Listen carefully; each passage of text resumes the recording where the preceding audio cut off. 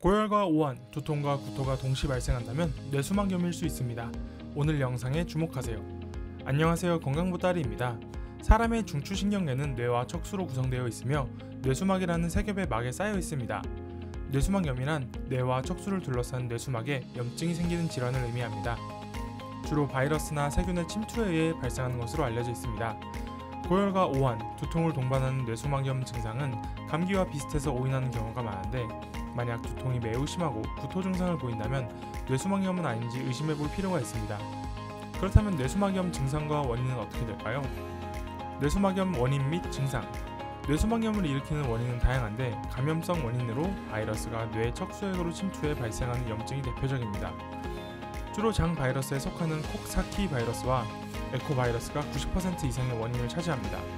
또 다른 감염성 원인으로는 세균이나 진균에 의해 발생하기도 하며, 자가면역, 부종양 등 비감염성 원인에 의해서 뇌수막이 생길 수도 있습니다. 소아의 경우에는 대부분 장 바이러스에 의해 발생합니다. 초기의 뇌수막염 증상은 감기와 비슷하지만 점점 고열이 심해지고, 심하면 구토 증상과 발진이 나타납니다. 두통과 함께 목이 뻣뻣해지고 설사 등의 증상이 동반되기도 합니다. 바이러스성 뇌수막염은 정상적인 면역력을 지녔다면 대부분 후유증 없이 7에서 10일 정도 지나면 완전 회복됩니다. 그러나 세균성 뇌수막염의 경우에는 제때 항생제 치료를 하지 않으면 뇌와 뇌 조직에 심각한 신경학적 손상을 초래할 수 있습니다. 이는 환자에게 평생의 장애를 남기거나 심하면 사망에 이르게 합니다.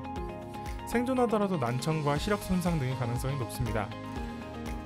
세균성 뇌수막염의 경우 하루에서 이틀 내에 급격하게 진행되며, 뇌 실질을 침범한 경우 의식을 잃거나 경련 발작이 나타날 수 있습니다.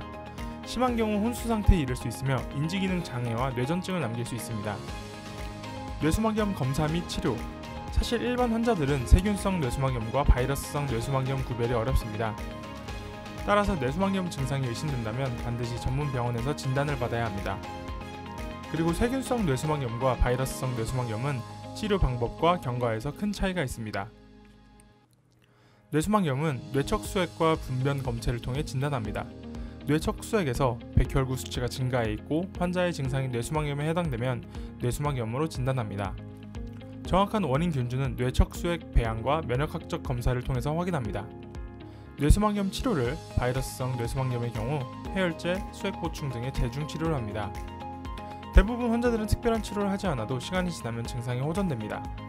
그러나 세균성 뇌수막염의 경우에는 원인 세균에 따라 항생제 종류가 달라집니다.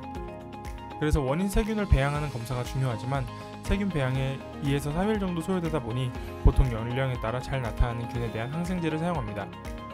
급성기에는 항생제와 함께 스테로이드도 사용합니다. 뇌수막염은 HIV 백신 예방접종을 통해 어느 정도 예방이 가능합니다.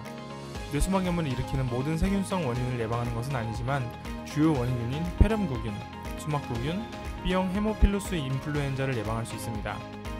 지금까지 뇌수막염 증상과 원인, 그리고 뇌수막염 검사 및 치료 방법에 대해서 알아봤습니다. 특히 기숙사 등 단체 생활을 하는 사람들은 뇌수막염 예방을 위해서 손 씻기, 물 끓여 먹기 등 위생을 철저히 관리하는 것이 중요합니다. 그리고 예방 백신을 맞아도 100% 예방이 가능한 것이 아니기 때문에 증상이 의심된다면 병원에 가서 빠른 진단과 치료를 받는 것이 좋습니다.